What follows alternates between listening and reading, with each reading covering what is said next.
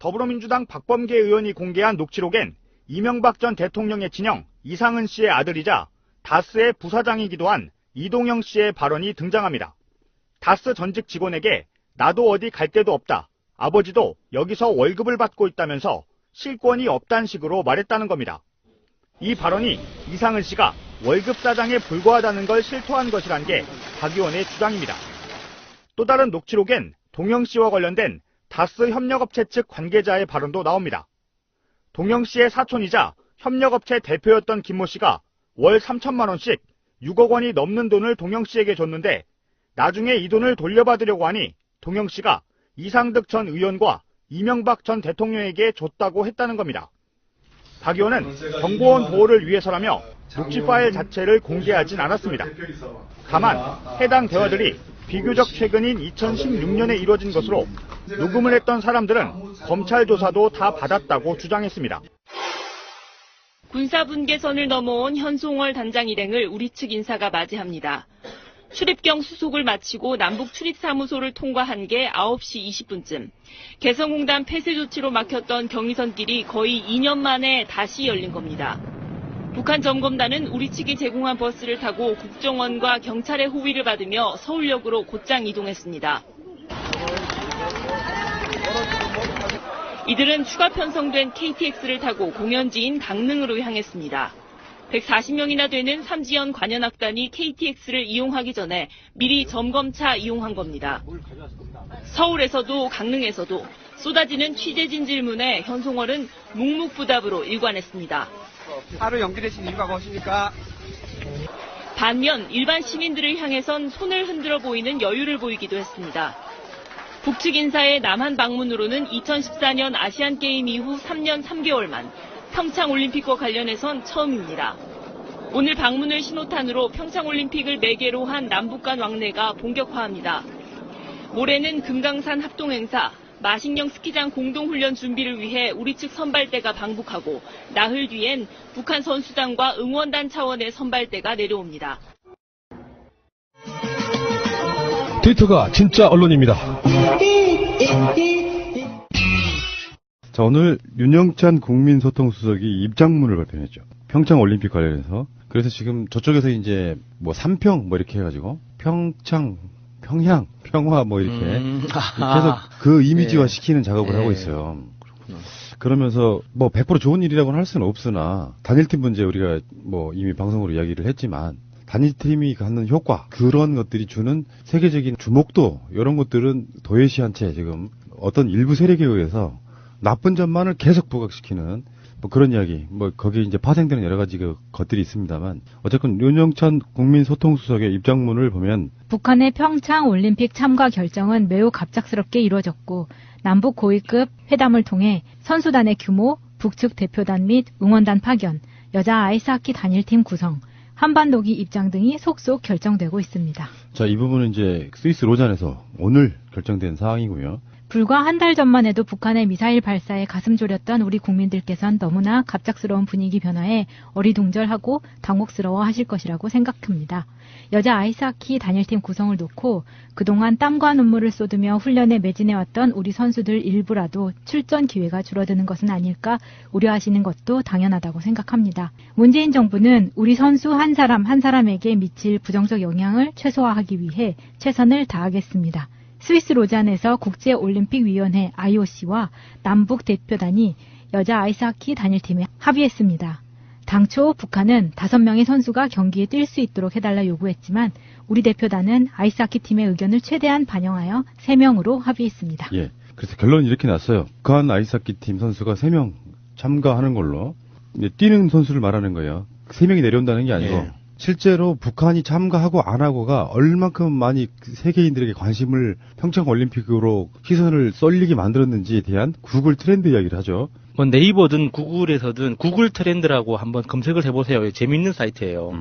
여기 한번 찾아보시면 거기에서 이제 평창이라는 키워드와 코리아 올림픽이라는 2개 키워드를 보면 사실 평창이라는 이 이름 자체가 세계적으로 유명하진 않잖아요. 그래서 이제 그 평창이라는 검색어에 대한 트렌드는 이제 1월 들어서 조금씩 검색량이 늘어나는데, 코리아 올림픽은 예를 들어서 이제 12월 20일, 12월 26일을 만약에 이제 일로 잡았을 때 지금 현재는 한 5배에서 6배 정도. 그 정도 이제 검색량이 굉장히 늘어나 그래프가 갑자기 폭발적으로 뛰는 걸 확인할 수 있거든요. 주가 그래프였으면 좋겠네요.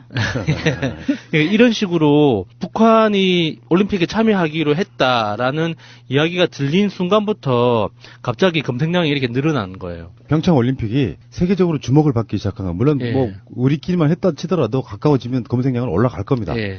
근데 폭등하는 이유 중에 하나는 북한이 이제 핵무기 실험하면서 국제적으로 안 좋은 쪽에 시선을 계속 받다가 올림픽 참여한다 같은 동포 나라에 올림픽에 참여한다 그러면서 폭발적인 관심을 받고 있다 이런 거잖아요. 예. 그러니까 평창 올림픽에 북한이 지금 현재 어떤 포지션을 차지하고 있는지를 설명해주고 있는 거예요. 굳이 여기에 언급이 안 돼 있지만 평창 올림픽이 망하길 바라는 세력들에게 포지티브한 이야기만 지금 해주고 있는 거예요. 사실 뒷면에 바라이 왜 북한이 참여하면 좋은지를 설명해 주려고 하는 그런 노력인 것 같습니다. 이분도 지금 좀 쉬시지.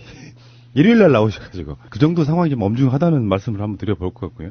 자, 평창 올림픽만큼이나 안 좋은 쪽에 네거티브한 쪽에 검색 순위 1위 올라가고 있는 사람 하나 있죠. 나경원의 말하기도 싫은. 나경원도 한번 털기 시작하면 정말 두 줄이 나올 게 많은데 참. 자, 이거 시간이- 평창 올림픽이랑 상관없는 걸 하나 털게요. 예. 주호 경원. MB 그 의혹이 있었을 때 당시 나경원이 대변인이었잖아요, 당 대변인. 그래서 그때 이제 MB 커버 쳐준 게 그거죠. 주어가 없다. 그때 BBK 광원대 동영상에서 그 MB가 그렇게 이야기를 하죠. 제가 그동안 금융사를 하나 만들었습니다. 뭐 이런 식으로 이야기를 하는데 거기에 실제 영상에 보면 MB가 사실 좀 못 배웠잖아요. 못 듣고 배워가지고 이렇게 주술 관계를 잘 못 맞춰요. 그래서 거기에서 이제 나경원이 거기에 주어가 없다. 그 문장에.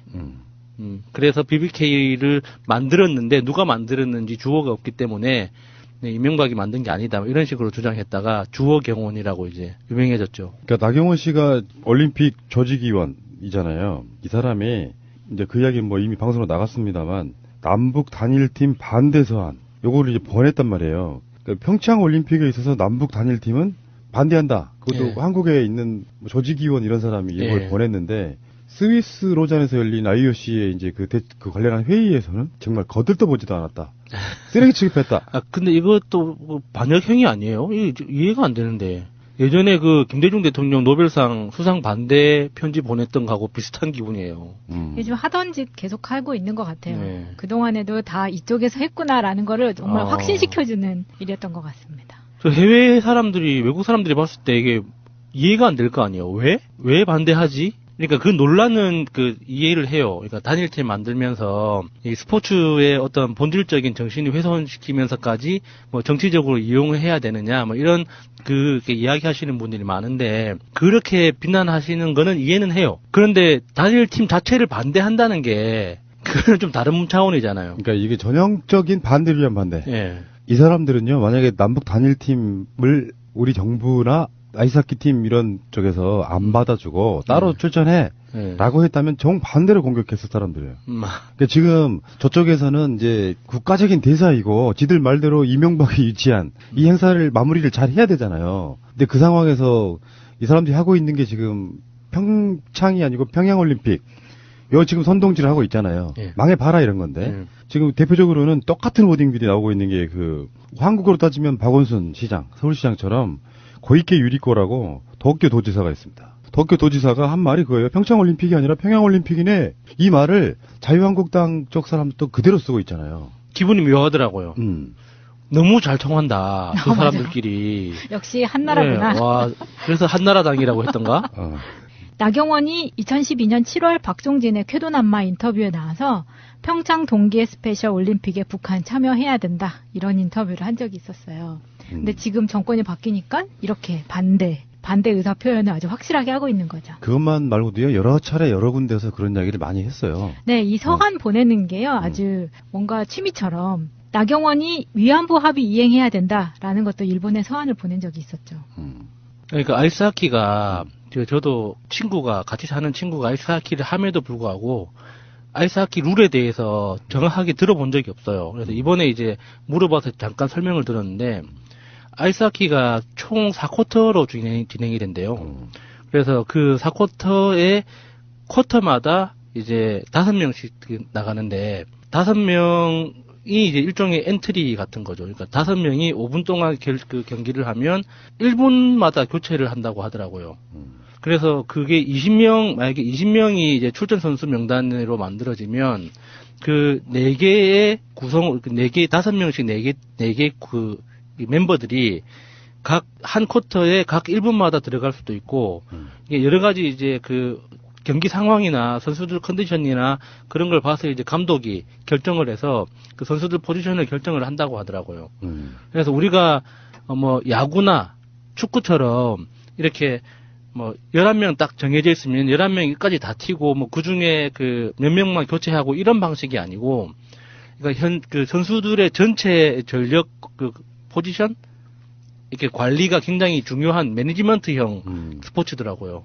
그래서 북한 선수가 3명이 만약에 기용된다고 하더라도 기사로는 그렇게 돼 있던데, 감독이 북한 선수 3명은 제 마지막 쿼터에 배정할 거라고. 그래서 전체 그 경기에 밸런스에 영향을 주지 않도록 해서 전체 경기를 이끌어 갈 거라고 예측을 하더라고요. 그렇게. 그러니까 결과적으로 우리가 우려했던 거 있잖아요. 그러니까 원래 주전으로 이제 국가대표로 선발돼 있던 대표 선수들이 출전 기회를 박탈당해서 생기는 어떤 불이익이 있지 않을까 하는 그런 우려를 했었잖아요. 근데 그게 우리가 그 걱정할 때는 아이스하키 룰을 모르는 상태에서 그냥 막연하게 우리가 하키라는 하면은 이제 그 필드 하키 같이 모든 선수가 동시에 전후반을 다 뛰는 이런 식으로 이제 우리가 상상을 하잖아요. 그렇게 보면은 경기 참가하는 기회가 박탈될 가능성도 있었는데, 아이스하키의 그 독특한 룰 때문에 그런 거는 좀 약간 완전히 없다고는 말을 못 하는데, 피해가 완전히 없다고는 못하지 할 수 없지만은 그럼에도 우리가 걱정했던 만큼은 아닌 것 같아요. 그러니까 여기서 생기는 소득, 이득 그런 것들이 훨씬 더 화제성이 되고, 예. 그럼에도 불구하고 나경원 같은 사람들이 이제 편지까지 써가면서 남북 단일팀 반대한다, 뭐 이런 식의 이야기를, 반대를 위한 반대라는 게 그런 거죠. 단일팀 안 만들면 또 안 만든다고. 그래서 뭐 이렇게 해가지고 또 평창 올림픽이 무슨 흥행이 안 되네 만에 이런 식으로 또 논평이나 이런 걸 할 거예요. 솔직히 말씀드리면은 나경원과 홍준표는 대표적으로 이명박 BBK 사건 났을 때 법률 쪽에서 그 막아내던 일종의 방어수들이었거든요. 주어가 없음. 주어가 뭐 없기는 뭐가 없어요. 문장이 연락 길어가지고 바로 앞에 내가 BBK를 만들었다 그렇게 연결돼 있지 않을 뿐, 예. 전체 문장을 보면 이명박이 만들었다로 나오거든요. 아니, 누가 봐도 이명박이 사람들을 학생들 앞에서 강연을 하는데 BBK를 만들었습니다 하면 지가 만들었다는 뜻이지. 그럼 내가 만들지도 않은 걸 왜 이야기를 하고 있어요? 남 칭찬을 그렇게 네. 자주 하는 사람도 아니고. 뭐 그렇게 자기가 데리고 있던 사람도 잘라버리는 사람이. 나경원 씨 보니까 페이스북에서 완전히 다 댓글을 다 스팸으로 처리해버리는 뭐 그런 만행도 저지르고 있더만요. 네, 어떤 분이 캡처하신 거를 보니까 본인이 쓴 댓글들이 전부 다 스팸 처리돼서 요즘은 또 페이스북에서 스팸 처리가 되면 본인한테 나오나 봐요. 그래서 지금 청와대에 나경원 평창올림픽 위원직 파면시켜야 된다는 청원까지 올라와 있습니다. 네, 서명했습니다. 당연히 해야죠. 너무 감정적이면 표현이 잘 안 돼가지고 격하게 표현하잖아요. 이렇게 쓰레기 같은 정치 세력이 있을까 싶어요. 평창올림픽 망해라 지금 고사 지내고 있잖아요. 네, 그러니까 나경원도 털면은 정말 이렇게 털 거 정말 많습니다. 얼마 전에 다른 라디오 프로그램에 나온 인터뷰를 듣고 있다가 너무 짜증나서 나경원 한번 검색을 했다가 딱 튀어나왔던 게 서울시 후보 경선 때 네. 차량 기름값을 2년 동안 5,800만 원을 썼다, 막 이런 게 이게 누가 퍼놨더라고요. 그래서 그게 갑자기 생각이 나서 그걸 보자마자 제가 한번 계산을 해봤어요. 너무 궁금해가지고. 2년 동안 5,800만 원 기름값을 쓰려면 하루에 400km 정도를 뛰어야 됩니다. 하루에 400km면 차 안에서 지내는 시간만 최소 7시간 정도는 지내야 돼요. 그러니까 1년 내내, 1년 365일 내내 하루도 빼지 않고 매일 400km 정도를 타면 그 2년 동안 5,800만 원 정도의 기름값을 쓸 수 있거든요. 그럼 혼자 탔다는 이야기가 아니네. 뭐 어쨌거나 그게 이게 불가능한 거죠. 택시 기사님들도 하루에 400km는 못 뛰어요. 내가 보기엔 나경원에 특별한 취미가 있었군요. 단독, 나경원, 카레이싱 취미. 하루에 500km 이상 탄다. 나경원 씨의 이런 경우는요, 이제 다 우리 특히 우리 여사님 아시겠지만 깡이에요, 깡. 주유소 깡. 실제로는 안 넣고. 그렇죠. 말도 안 되는 소리. 없죠. 예. 그러니까 나경원이 이런 사람이고요. 최근에는 뭐 이제 지금은 기사가 삭제됐고 그래서 이렇게 흔적만 남아 있는데 구글로 검색해 보면 나와요. 다스가 MB 소임은 어떠냐 인터뷰를 한 적도 있어요. 제가 그 인터뷰를 듣고 열받아서 검색을 해봤던 거예요. 그 인터뷰는 최근에 한 거 아니에요? 예, 네. 최근에 한 거예요. 네. 이 사람의 이 마인드는 정말 독특하고요. 살다 이렇게 관종을 태어나 처음 봐요. 정말 난 그냥 관심 받을래. 지금 유해한테 뺏겼던 모든 시선을 다시 자기한테 돌리고 있어 지금. 유해 씨가 그렇게 큰 역할을 하고 있어요. 아니 초선도 못 해본 유해가 그렇게 부러웠었나? 나경원이 지금 4선이거든요. 그 나름대로 젊은 나이에 금수저로 태어나가지고 그렇죠. 사학재단 사학재벌의 딸로 네. 태어나서 공부만 어떻게 잘했겠나 보지. 사법고시 합격해가지고 지금까지 이렇게 이 사람이 왔는데 보면은 갑자기 이렇게 그 서울시장 나가고 그러면서 의원직이 없다가 동작을로 보궐선거 때 내려가서 당선된 사람이잖아요. 네. 그래서 숭실대 그 지역군에 있는 대학 숭실대에서 의정보고대인가 뭔가를 하는데 거기 강당 엄청 커요. 보고대를 하는데 갑자기 2층에서 학생들이 현수막 이런 걸 들고 나와가지고 친일파 나경원 뭐 그런 모습도 좀 봤는데 이러지 맙시다 진짜. 나는 나경원 씨가 예를 들어서 지금 나경원 씨랑 비슷하게 이야기되고 있는 사람 중에 하나가 조윤선이잖아요. 조윤선 지금 뭐 재판장 왔다 갔다 하고 막 그러잖아요. 네. 나경원 씨도 그런 날이 저는 꼭 올 거라고 저는 믿는 사람 중에 하나예요. 밉상도 이런 밉상이 없어. 그러니까 내가 봤을 때는 그래요. 이 사람 서울시장 또 나갑니다. 웬만한 선거에는 나갈 듯 나갔듯 가다가 간을 보고 좀 승산 있으면 나가고 말고 계속 그걸 반복하잖아. 새누리당, 아니 자유한국당 원내대표 경선 그러면 제일 먼저 나경원 하마평. 그러다가 분위기 딱 보고 저 안 나가요 이렇게 얘기하고. 그러다가 또 나갔다가 뭐 이런 식인데 관심을 받아보려고 하는 거고 평창올림픽의 성공은 대한민국의 성공이기도 하지만 잘 치러지면 정부 여당의 성공에 좀 가까운 건 사실이에요. 그렇다 보니까 길을 쓰고 평창올림픽에 많은 논란들이 생겨가지고 이도저도 아닌 상태로 만들어 버려야 돼요. 그러니까 자기네의 정파적 이익을 위해서 국가에서 하는 올림픽이 잘 되면 안 됩니다. 그런 목적으로 지금 계속해서 흙탕물 만들기, 물 흐리기. 그러니까 예를 들어서 이번에 북한이 참가를 안 하고 그냥 그 남한 단독으로 치르는 그런 올림픽이라면 그렇게 똥물 튀기는 거에 대해서 정치적으로 이해는 해줄 수 있습니다. 그냥 그래 자기들도 야당이니까 야당 안 해본 새끼들이 야당 노릇 하려고 하다 보니까 저런 미친 짓도 하는구나라고 볼 수 있는데 이거는 단순히 올림픽의 문제가 아니거든요. 그 북한과의 어떤 평화 무드 그리고 앞으로 대한민국이 살아가야 되는 어떤 경제적인 로드맵이 어떤 방식으로 우리가 그 그림을 그릴 수 있는가에 대한 굉장히 중요한 단초를 놔야 되는 시기인 거예요. 그래서 이게 앞으로 뭐 그 개성공단을 다시 열든 북한과 교류를 시작을 하든 어떤 식으로 우리가 변화가 될지는 모르지만 기본적으로 대한민국 경제에 새로운 기회가 열리는 거거든요. 이거는 우리가 먹고 사는 문제하고 달려 있는 거예요. 특히 평화라는 문제가 그런 거거든요. 그런데 그거를 가지고 평화가 열리는 이 기회 자체에 대해서 자기들의 정치적 목적 때문에 이런 똥물을 튀기고 있는 게 사실 단순히 봐주기 힘들죠. 예. 오늘 일요일 날 장제원이 논평을 한 게 있는데요. 거의 저주에 가깝습니다. 스위스에서 평창 동계올림픽의 남북 단일팀 구성이 확정되자 장제원이 논평한 것을 좀 들려드릴게요. 문재인 정권이 평창 동계올림픽을 자진 반납하고 평양올림픽을 선언한 것이다. 평화를 얻기 위해 국제올림픽위원회를 설득했다면 착각이고 북한을 위해 IOC를 설득했다면 반역이다. 이제 평양올림픽에는 김정은 체제 선전가만 울려 퍼질 것이다. 순수해야 할 세계인의 스포츠 축제가 정치 논리로 얼룩지고 문재인 대통령과 북한의 김정은은 성공적 평화올림픽을 개최한 지도자로 포장될 것이다. 문재인 정권은 국민의 상실감 따위는 아랑곳 없이 전매 특허인 정치쇼로 자화자찬의 혈안이 돼 문재인 찬양가를 불러댈 것이다. 시한부 평화도 잠시 북한이 핵을 완성하고 완성된 핵과 미사일로 대한민국과 전 세계를 향해 도발과 협박을 본격화한다면 문재인 정권은 씻을 수 없는 역사의 죄인이 될 것이다. 완전히 저주에 가깝잖아요. 이게 대표적인 사례죠. 이 터진 주둥이라고 씨부리는 이런 게. 어느 나라 사람들이에요 도대체? 평화를 얻기 위해서 뭔가를 해.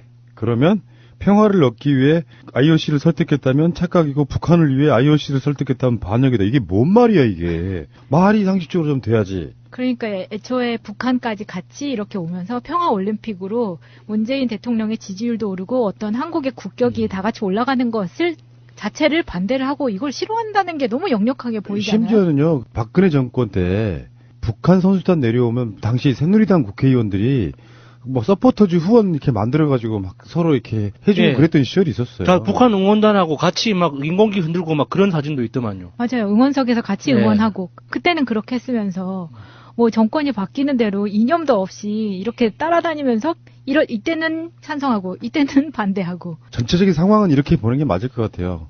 올림픽이 끝나면은 2월이 사실은 가거든요. 그러면 3, 4, 5, 6, 5 이제 본격적으로 지방선거 국면으로 접어들어요. 네. 3월 달부터는 각 당의 후보들이 공천도 되고 그러면서 3, 4, 5, 6은 그냥 선거의 개념이라고 생각하시면 돼요. 이 상황에서 박근혜의 국정농단 그 상황이 벌어지고 나서 완전히 황폐화되어 있는 그 세력들에 대한 그 부분이 있잖아요. 그 상황, 그 상태에서 지금 정부 여당이 압승할 수 있는 어떤 가능성, 그것을 눌러보기 위해서 가장 생채기를 많이 내서 최대한 문재인 대통령 지지율을 끌어내려줘야 돼요. 근데 이게 이 애들 하는 그 머릿속이 정말 궁금한 게, 근데 극단적으로 지금 평창 올림픽이 없다고 쳐요. 없다고 해서 문재인 대통령의 지지율이 내려가거나 움직일 거는 아니거든요. 이게 자신들이 뭔가 이렇게 쇼를 하고 이렇게 생채기를 낼 수 있다고 생각하는 것 자체가 좀 너무 좀 어이가 없어요. 나는 이렇게 봅니다. 보수 언론들의 일종의 여론 조작질이라는 게 있는데 네. 여론조사에서 문재인 대통령 지지율이 조금 빠졌다고 쳐요. 60% 후반으로. 그래서 뭐 3, 4%에서 뭐 많게는 6% 빠졌다는 뭐 이런 여론조사가 나와요. 네. 이때다 하고 흐름을 타게 만들어야 돼, 이 사람들은. 그러면서 그 이유를 두 가지를 들더만요. 남북 단일팀 논란과 비트코인 문제. 그걸로 지금 문재인 대통령 지지율이 계속 빠지고 있다라는 식의 뉘앙스를 글을 내보내요. 아, 비트코인 때문에 문재인 대통령 지지율이 빠진 거라고요? 그러니까 그런 논란들 때문에 지지율이 빠졌다라는 식으로 분석을 해야 되는데 저는 그거 정말 악의적인 거라고 보거든요. 네. 예를 들어서 우리가 항상 하는 얘기지만 여론조사 질문 내용 하나만 갖고도 얼마나 떨어뜨릴 수 있다고. 그 반대 네. 방식으로 홍준표가 그랬잖아. 자기도 자기 지지율 70% 올릴 수 있다는 식으로 이야기를 했잖아요. 그러니까 제일 유명한 사건, 최근에 오래된 여관에 불 질러가지고 몇 분 안타깝게 돌아가셨잖아요.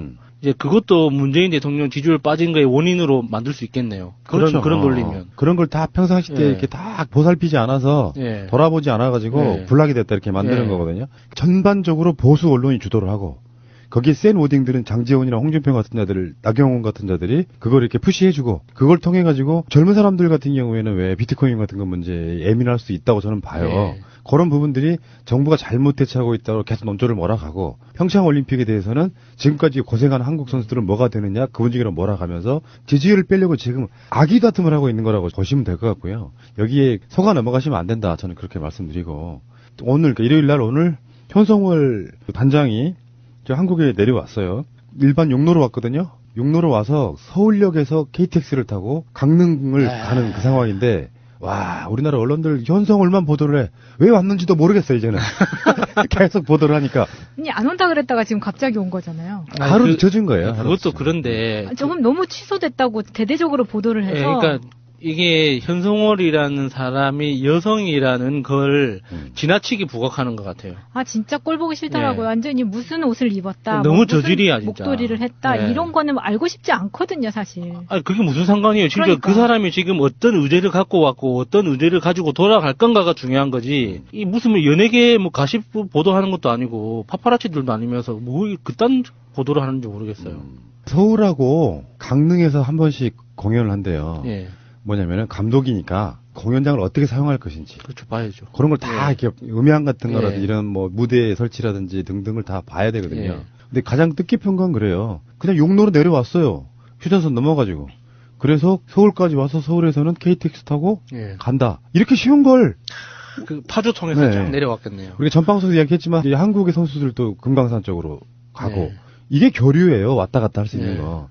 그래서 북한에서 차 타고 내려오고 기차 타고 내려오고 하는 것들이 하등의 신기한 뉴스가 안 되는 날 예. 남북 간의 교류라는 말은 없어질 거라고 보는데. 그러니까 거기에서도 우리 머릿속에 북한이라고 하면 어떤 거대한 장벽처럼 안 그러면은 대한민국이 어떤 그 과르막혀 있는 섬나라처럼 우리 머릿속으로 인식을 하잖아요. 네. 휴전선 그 이후로는 아무것도 없다는 식으로 우리 머릿속에 지워져 있잖아요. 네. 근데 육로로 차 타고 내려왔어. 그 사실 자체가 우리 머릿속에 던지는 어떤 작은 돌멩이 같은 거라고 보거든요. 아니 그게 무슨 환타지 책에서 예. 정말 그 주인공이 나온 것 같은 그런 느낌? 예. 좀 책에서 누군가가 걸어 나온 그런 느낌이었어요. 사실은 그게 아닌데 누구든지 갈 수 있고 사실 자동차로든 걸어서로든 뭐 기차로든 얼마든지 왔다 갔다 할 수 있는 이어진 땅이란 말이에요. 우리가 끊겨 있는 게 아니에요. 끊어 분단이라는 개념은 우리 머릿속에 심어져 있는 이미지인 거지 실제로는 하나의 땅이에요. 이어져 있는 길인데 우리가 가지 못하고 있는 것뿐이죠. 자, 좋아지면 그렇게 생각해 볼 수도 있어요. 북핵 문제에 어떤 방점을 찍고 그 모든 것은 다 북핵이 없어져야만 가능한 일이라고 생각하는 분도 있을 수 있다고 생각해요. 우리나라 보수 중에 그런 사람들이 있습니다. 제가 어제 그 어떤 식당에서 또 꼭 어르신들 꼭 옆자리에 앉으면 다 소리 들리게 이야기하는 거 있잖아요. 네. 왜냐 잘 안 들리거든. 자기들끼리. 예. 근데 거기서도 그런 이야기를 노인들이 하고 계시더라고요. 뭐 이명박이 죄가 있네 없네.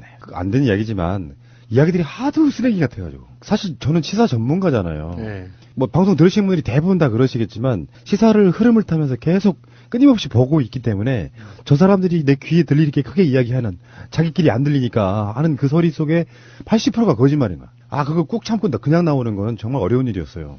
왜냐면 내 꼬맹이가 바로 앞에 있는데 원숭이 높아져서 싸움 날까봐. 그 정말 악의적이더라고요. 이를테면 이런 식인 거지. 뭐 이명박이 그런 건 다 관행 아니야?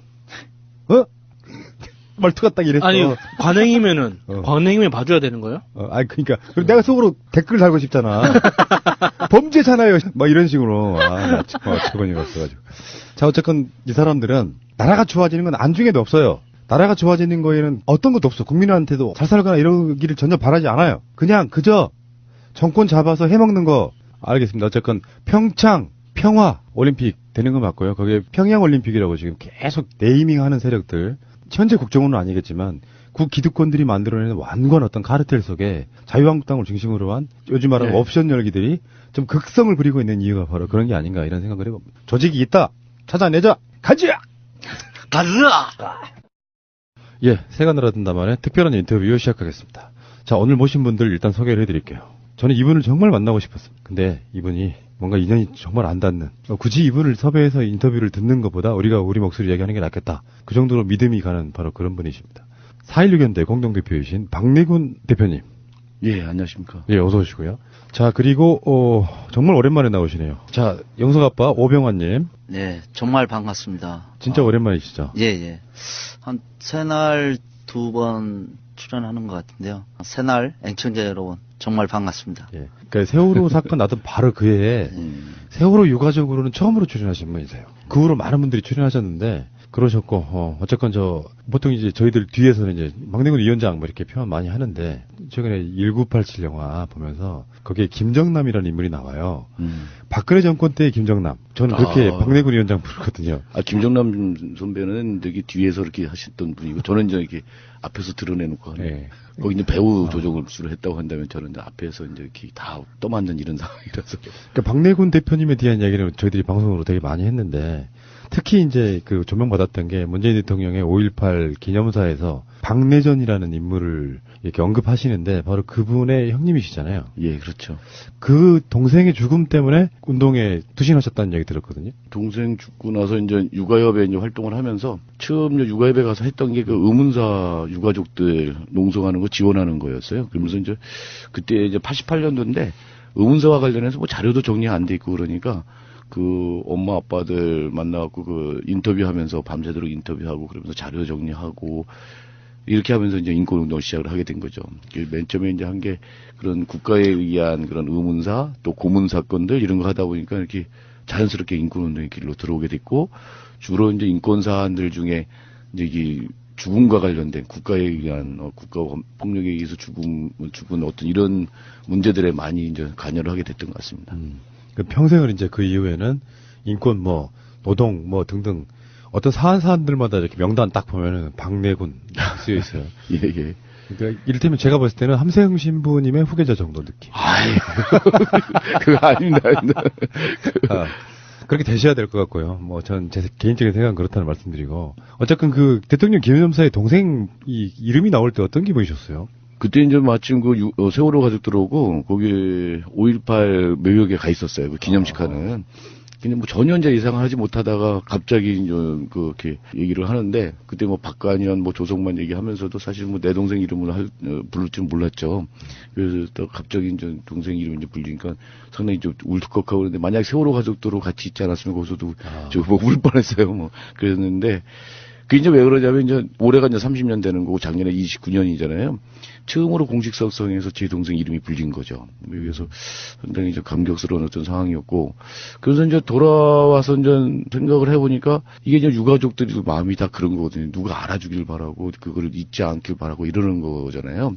근데 이제 제 동생은 이렇게 이제 박래전하고 이제 대통령 이름도 불려주고 그러는데 곧바로 이제 그 전에 내 동생 전에 죽은 최덕수라든지 다른 사람들의 가족들이 생각나는 거죠. 그래서 이제 야 그때 이제 그런 비슷한 이유로 해서 죽은 사람들 이렇게 조금 명단을 이게 또 이렇게 그냥 자료를 찾아가지고 그날 밤에 페이스북에다가 이렇게 올린 거. 올렸어요. 그래서 똑같은 형식으로 그때 이제 한 사람 한 사람 부르면서 이제 어디서 뭐 이렇게 죽은 누구 뭘 외치면서 죽은 누구 이렇게 했잖아요. 그런 형식으로 해가지고 12명인가 이런 거를 이제 찾아가지고 그렇게 페이스북에다가 올리고 이제 그랬었던 적이 있습니다. 대통령께서 혹시 위원장님 의식하고 하신 거 아닐까요? 글쎄 그건 모르겠습니다. 저는 그런 느낌이 들었어요. 예. 일종의 이제 동생분도 그렇고 박래전님도 그렇고 대표님도 그렇고 결국은 진상규명이거든요. 네. 이 진상규명을 이렇게 형제간 생과 사를 넘어서 하고 계시는 거라서 존경스럽고요. 일단 반갑습니다. 예. 자, 우리 영석 아빠는 지금 나온 지는 오래됐지만 예. 동고차도 소식은 제가 계속 전했었거든요. 예. 동고차도에서 얼마나 계신 거예요? 동고차도로 뭐 달수로 한다면은 한 오래 있었죠. 거의 노숙하신 거죠, 뭐 거기 가서. 네, 예. 거의 뭐 처음에는 굉장히 힘든 노숙이었지만 나중에 도움이란 후원을 해줘서 그나마 좀 나은 생활했는데 그래도 굉장히 거기는 춥고 그렇겠죠. 덥고 씻는 게 문제였죠. 또 먹는 것도 그렇죠. 제가 보기에는 이분도 우리 영석 아빠도 세월호 참사에 있어서의 상징적인 인물 중에 하나예요. 광화문에서 그 오랜 시간 그 추위 견뎠고 또 이제 동고차도 가서 고생하시고 저는 기억납니다. 세월호 관련해가지고 국회에서 가장 당차게 국회의원 당시 그 새누리당 국회의원들한테 항의하던 모습 최고였어요. 그때 생각하면 참 이제 제가 이런 활동을 안 했잖아요. 단체 활동을. 그러다 보니까 이제 그런 국회의원들이 이제 처음 대면한 거죠. 근데 그때 김기춘 비서실장이었죠. 그때 왔을 때 김기춘이가 그런 사람이었다면 저는 아마 멱살을 잡았을 겁니다. 최고예요. 네. 나는 그런 김기춘이가 그렇게 나쁜 사람인지는 몰랐어요, 솔직히. 네. 어떻게 보면 먹고 살기 바쁘다 보니까 우리 애가 희생되고 나서야 이런 정치인들 변질된 거, 이런 정부에 변질된 거, 그다음에 과거에 변질됐던 사람들이 다시 정권을 잡아서 국민들에게 더 가슴 아프게 했던 사람들이었다면 그때 당시 알았다면 아마 김기춘이는 아마 저에게 멱살을 잡혔을 겁니다. 패기가 굉장히 살아계시고요. 네. 그때는 아마 배는 게 없었어요. 그리고 이건 자식이 문제고, 저도 세월호 문제를 매주라도 다루는 이유 중에 하나가요. 제가 처음에 약속했던 게 있어요. 우리 청취자분들한테.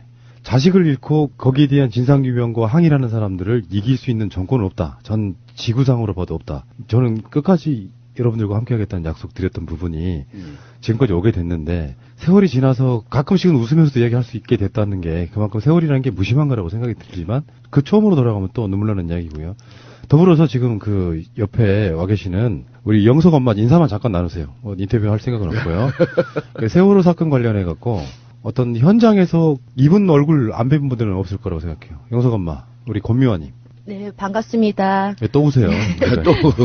왜 또 울어? 지금 왜 우시는 거예요? 어떤 기분 때문에? 이제 시간이 오래 갔는데도 그동안 우리 했던 일들이 여러분들 이렇게 조금만 단어 속에서도 우리가 필름처럼 넘어가니까 그때 뭔가를 또 좀 더 알았다면 이렇게 길게 걸리지 않고 달라들었을 텐데 하는 생각도 들고요. 여전히 우리가 싸워야 될 일들은 부모라서도 할 수 있어야 되고 또 기성세대 어른으로서도 이제 지금 바로잡지 못한다면 앞으로 이런 일이 계속 비일비재하고 그 많은 피해를 또 국민들이 받는다는 생각에 어쩌면 의무감과 책임감을 다 지키려고 노력하고 있습니다. 애청자 여러분. 네, 잘 오셨고요. 옆에서 숨죽여 계실 것 같은데 네네. 감사드리고요. 제가 제일 참담했던 기억은 저는 그래요. 자식들 영정 들고 안산에서 광화문까지 상복 입고 걸어오던 모습은 가장 처참한 모습 중에 하나였다고 생각합니다. 자, 아직 세월의 진실 규명은 안 됐다고 생각이 들고요. 바뀐 정부에서는 할 거라고 믿는데 주저앉아 있으면 누가 해줍니까? 자발적으로 일단 시작해야겠죠. 자, 오늘 두 분이 오늘 나오신 이유는 뭐 여러 가지가 있습니다만 첫 번째 제가 두 가지 정도로 한번 나눠서 이야기를 드려볼게요. 일단은 4.16 재단을 만드는 부분, 그리고 뒷부분에서는 제2기 특조 이야기를 좀 하겠습니다. 예. 4.16 재단을 만드신다고요? 저는 이제 4.16 재단 그러면 떠오르는 게 국민 성금 받아가지고 그걸 다 유족분들한테 이렇게 배분하는 게 아니고 특정 정도 정확한 퍼센테이지는 기억이 안 납니다만 그것을 모아두고 그런 형태로 이제 뭐 안전 명분을 걸어서 재단 만들겠다 그러지 않았습니까? 예, 그때 박근혜 정부에서 그랬습니다. 안전사회 건설한다고 성금 400억을 떼어놓은 게 있습니다. 그 돈이 아직까지 있는 걸로 알고 있습니다. 그래서 우리 피해 가족과 우리 국민들이 우리 4.16 재단을 만들어야겠다고 해서 가족들은 현재 150가정이 한 가정당 500만 원씩을 내서 지금 돈을 모아놓은 상태입니다. 그래서 이제 국민들이 어느 정도 반을 보태고 유가족이 반을 보태자 해서 아마 유가족이 한 8억 정도 하고 시민들이 이제 같이 하면은 더 많이 모이겠지만 가족들이 앞장서야 된다. 그래야 4.16 재단이 잘 만들어진다. 해서 지금 현재 진행 중이고 있고요. 이게 이제 4.16 재단을 이제 만들자고 이제 하니까 사람들이 그거 보고 정부가 해줄 텐데 뭐 이런 얘기를 해요. 그 문재인 정부에 대한 어제 기대하는 거 굉장히 많이 있는 거고 저희도 기대하는 거 좀 있습니다. 근데 이제 저희가 이제 김대중 정권도 겪어봤고 노무현 정권도 겪어봤거든요. 이게 가만히 정부 믿고 기다린다고 해서 되는 게 아니다라고 하는 걸 우리 역사적으로 경험을 하고 있는데도 불구하고 사람들이 이제 문재인 정부가 됐으니까 다른 건 몰라도 세월호는 알아서 다 해주겠지 하는 이런 게 있거든요. 근데 이제 그래서는 안 된다. 막 좀 이따 뭐 세월호 특조위원님 말씀하시고 이제 할 때도 말씀드리겠지만.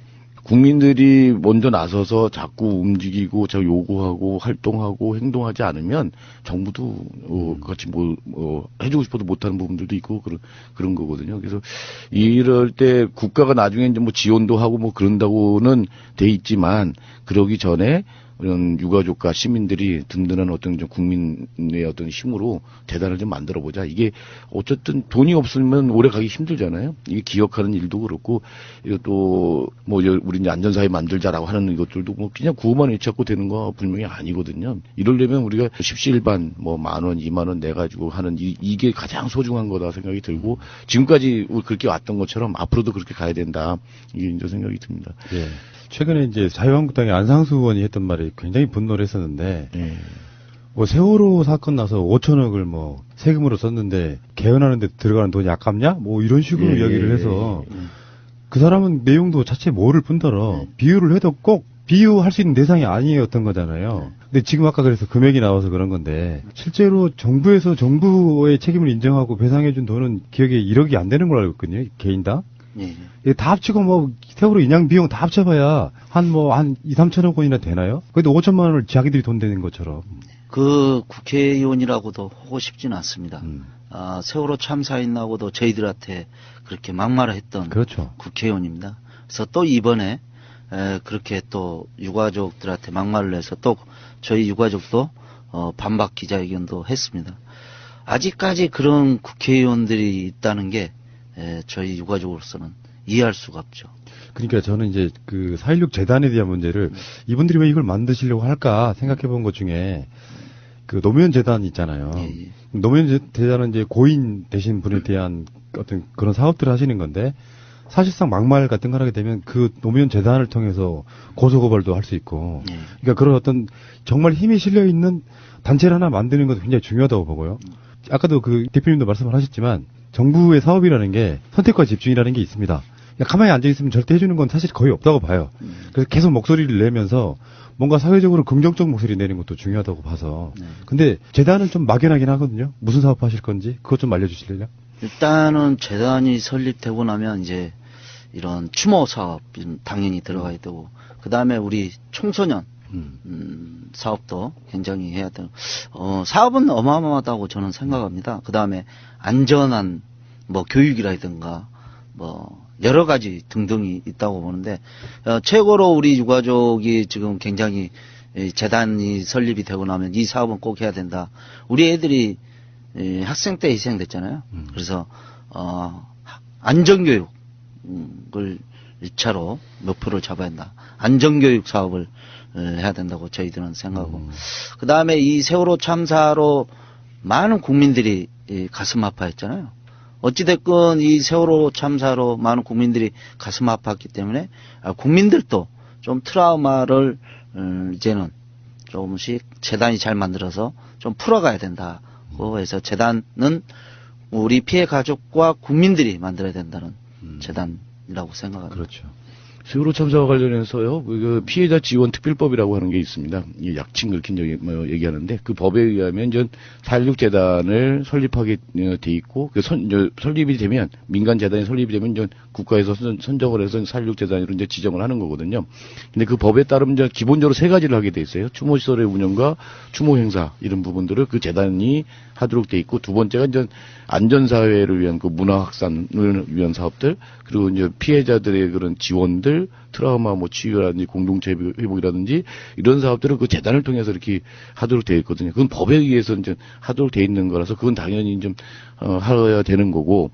근데 그거 플러스해서 저희들이 생각하는 거는 이게 이제 기억하는 사업이 뭐 추모 시설만 만들고 공원만 운영한다고 되는 건 아니잖아요. 그래서 이제 기억하기 위한 사업들을 다양한 뭐 문화 콘텐츠를 만들어내서 한다든지 뭐 곳곳에 지속적으로 기억하기 위한 어떤 활동들을 기본으로 해가면서 정말 우리 사회를 좀 안전하게 만들기 위한 그런 일들을 하는 그런 것들을 지원할 수 있는, 그 재정적인 어떤 이게 토대가 있으면 이거 지원할 거 아닙니까?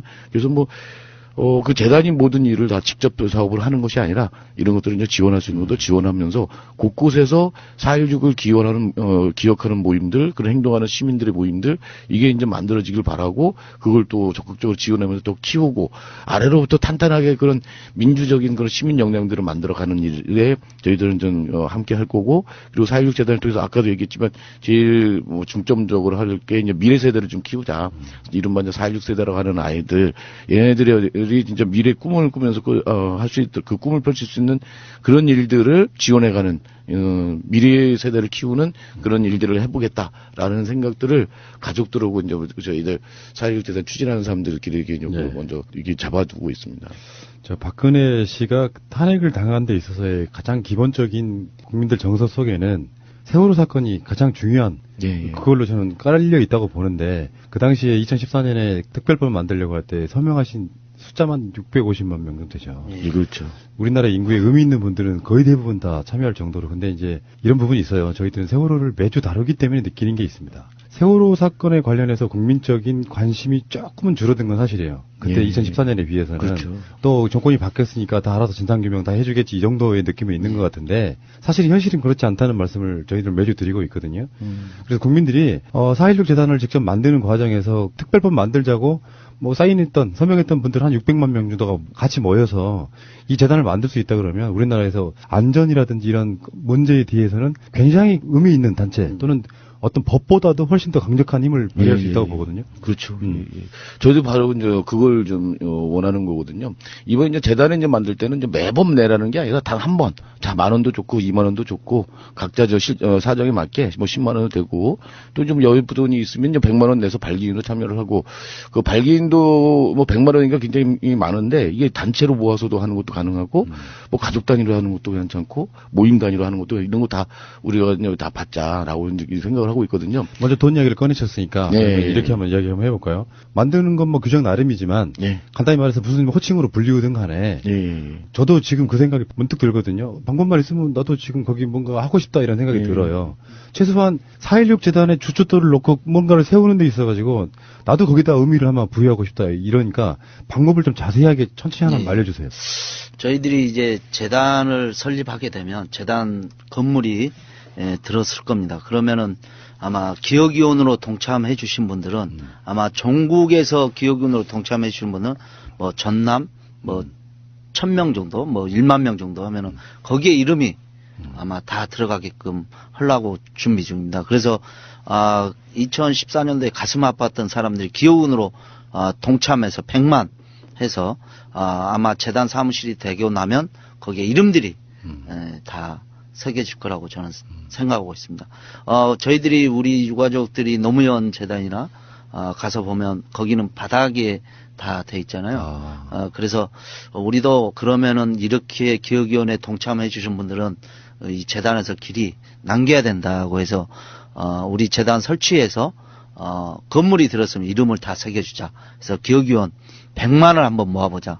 그래서 온 벽에 기억위원회에 동참해 주신 분들이 다 새겨질 수 있도록 그런 게 해보려고 합니다. 그럼 그 기억위원이 되려면 어떻게 해야 돼요? 지금 기억위원회에 동참해 주시게 되면 저희 가족들이 약정서를 받고요. 지금 4.1연대 홈페이지에 들어가면 4.1연대 홈페이지에 들어가면 재단 가입할 수 있는 그 다음에 지금까지 회원 진행사항 그게 다 있습니다. 그래서 4.1연대 홈페이지에 들어가시면 기억위원회 100만에 많이 동참해 주셨습니다. 그런데 그 인터넷 활용이 힘드신 분들이 있어요. 네. 다 동감하지만 뭐 전화 같은 건 없어요? 416연대 전화로 하면 될 것 같습니다. 02-2285-0416. 02-2285-0416. 예, 그쪽으로 연락을 하면 그 자세히 안내 받을 수 있을 것 같습니다. 기억위원 이제 시작을 하고 있는데요. 저희가 이제 100만 기억위원을 모자라고 하는 게 아까 이제 말씀하신 것처럼 그때 특별법 만들 때 650만 명이 참여를 했는데 아무리 이제 그동안에 이제 사람들이 좀 잠시 좀 잊고 있다 하더라도 그래도 100만 명 그중에 이제 6분의 1 뭐 이 정도 이상은 참여하지 않겠냐. 100만 명이 10,000원씩만 내도 한 번 내는 거니까 10,000원씩만 내도 100억이 되잖아요. 네. 이 정도 한다면 뭐 일을 해볼 수 있겠다. 훨씬 더 많은 돈이 있으면 더 많은 일을 할 수 있겠지만 이런 아주 좀 단순한 생각을 한 거고요. 그 안에 그래도 뭐 10,000원만 내는 사람이 아니라 그래도 여유가 있으면 이제 100만 원 내고 또 의지가 있으면 또 100만 원도 내는 분들도 있잖아요. 그런 분들은 이렇게 발기인을 모시고 이제 창립총회를 하겠다 이렇게 이제 생각을 하고 있는 거죠. 그러니까 일반 국민들은 이제 그 정도 여유 안 되시는 분도 많고 그럼요. 그러니까 뭐 자기가 되시는 대로 이렇게 같이 해주십사 이런 부분도 있는데 자꾸 100만 원이 부각되니까 그러니까요. 그거는 너무 그거는 거기까지인 것 같고 사실은 이런 게 있어요. 누군가가 희생돼서 그 희생을 바탕으로 해서 사회가 좋아지는 부분이 있는데 그게 세월호 유가족들은 정말 잘한 부분이 어떤 갈라치기 어떤 모리하게도 흔들리지 않고 장렬하게 싸우시던 모습들은 지금도 막 기억나요. 막 체류액도 맞고 막 버스에서 뛰어내리고 고립되고 청와대 가려다 계속해서 막히고 이런 부분들이 있잖아요. 그러니까 우리들 입장에서는 거기에 대해서 되게 미안함 같은 것들이 계속 있었거든요. 그 대표님도 그런 생각 하시겠지만 세월호 유가족 분들은 어떤 사건에 비해서도 유가족으로서의 사회적 위치랄까 사회적 공헌도랄까 공감력이랄까 이런 게 엄청 뛰어났던 부분이었죠. 저는 그래서 이제 새로운 유가족이 출연했다라고 얘기를 하거든요. 네. 왜냐하면 지금까지 이제 유가족들이 이제 정부의 그 회유나 이런 거에 다 설득당하거나 어쩔 수 없어서 행동을 못하고 좀 요구를 못하고 주저앉아 있었거든요. 우리 역대 정부가 가장 잘하는 거는 이 피해자들 갖다 갈라치기 하는 거거든요. 분열시키고 회유하고 이런 거거든요. 그래서 이제 그런 재난 참사 그 피해자들한테는 특히 그렇게 많이 했습니다. 그래서 보상을 주고 보상 주는 걸 다 끝. 진상 규명 안 되고 뭐 책임자 처벌 말단만 몇 명 뭐 구속시키든지 그걸로 다 덮어버리는 거죠. 그리고 이제 흔적 싹 지워버리고 그리고 이제 그 추모비나 위롱비 같은 것도 만들긴 하는데 사람들이 모르는 곳에다가 깊숙한 곳에다가 숨겨놓죠. 그래서 사람들이 찾아가 보지도 못합니다. 이러면서 이제 잊혀지게 만드니까 그렇게 그냥 반복적으로 그렇게 하다 보니까 비슷한 유형의 그런 재난 참사가 반복적으로 나타나는 거예요. 뭐 해상사고로 보면 1970년에 남영호, 1993년에 그 서해 회리호 이런 게 똑같아요. 세월호고 뭐 그래도 그런 건데 그때는 이제 어떻게 이제 힘도 없고 그러니까 유가족들도 분열되고 또 회유당하고 이러니까 어떻게 못했었거든요. 그래서 처음으로 유가족들이 이제 계속적으로 싸우면서 목소리를 내니까 시민들이 함께 하고 이렇게 하면서 기존의 그 재난 참사와 관련된 어떤 그 공식들 너무 익숙한 공식들을 다 깨워왔던 그리고 새로운 공식을 만들어가고 있는 이런 거거든요. 사람들은 생각을 못 하시는지만 저렇게 이제 세월호를 갖다가 인양하고 마지막까지 수습한 거 우리나라 역사에 처음이에요. 한 번도 없어요. 저 해수부 장관님 한번 만나니까 그런 얘기를 하던데 해방 이후에 우리 그 대한민국 연근해에 가라앉은 배가 2,000척인데 그걸 제대로 인양을 해서 마지막까지 수사해본 적이 이번 처음인 거예요. 역사를 썼다고 하는 이런 거거든요. 그리고 전 계속 진상규명을 못하도록 방해했던 그 권력자를 끌어내린 거잖아요. 같이 해서 이런 부분들에서 기존의 어떤 이런 유가족과는 상당히 다른 거였고 또 유가족들이 이렇게 하다 보니까 시민들이 지금도 움직일 수 있는 거죠. 해외에서까지 같이 움직이면서 지속적으로 이렇게 몇 년이 지나도록 진상규명 책임자 처벌을 요구하면서 싸운다는 거 이게 이제 이전에 없었던 이런 것들을 만들어 온 거니까 우리가 이제 너무도 익숙한 어떤 이런 공식을 깨워오는 과정들이었고 이런 공식들을 새롭게 만들면서 우리 사회의 어떤 상식으로 만들어가는 거 이런 거 아니겠냐. 유가족들도 좀 얘기하는 거거든요. 사실 이렇게 싸운다 해갖고 이 유가족들은 자기 자식이 아들이나 딸이 살아오는 게 아니거든요. 그래도 불구하고 그 아들, 딸 나중에 죽어서 이제 아들, 딸 만날 때 좀 더 떳떳한 그런 부모가 되자. 내가 네 죽음을 맞아서 굉장히 힘들었고 슬펐지만 네 죽음을 헛되지 않도록 만들기 위해서 내가 이 엄마 아빠가 이렇게 싸웠다라고 하고 싶다는 거잖아요. 뭐 이런 마음으로 사실 재단을 좀 만들어 가자라고 생각을 하는 겁니다. 그래서 이게 기억이라고 하는 게 기억을 하려면 좀 이게 계속 지우려고 하는 망각 세력이 있어요. 이것을 계속 지우려고 하는 그 사람들과의 싸움이기도 하고 또 세월이 흐르면서 사람들은 이제 그만하자 지겹다는 말에 혹합니다. 그리고 또 우리 사회가 또 얼마나 많은 일이 있습니까? 그런 일에 덮이고 하고 그러는데 이렇게 덮이고 멀리하고 잊어먹고 그러면 또 다시 어느 사이에 이런 비극적인 일이 또 일어나고 그러니까 이번만큼은 우리가 계속 힘들더라도 아프더라도 지고 가자라고 이제 생각을 하는 거죠. 언젠가 우리 방송에서 했던 이야기예요. 이 정도 많은 사람들이 희생되고 더군다나 어린 학생들의 부분이라면 이 싸움에 지면 대한민국의 미래는 없다 이렇게 얘기한 적이 있었거든요. 탄핵이 될까? 정권 교체가 될까 할 정도로 암울했는데 그게 저는 전적으로 세월호 유가족분들의 힘에서 비롯됐다 이렇게 보는 거거든요. 이분들이 현명하셔가지고 그 이후에도 크고 작은 어떤 사건들이 나면 다 연대를 하시더라고요.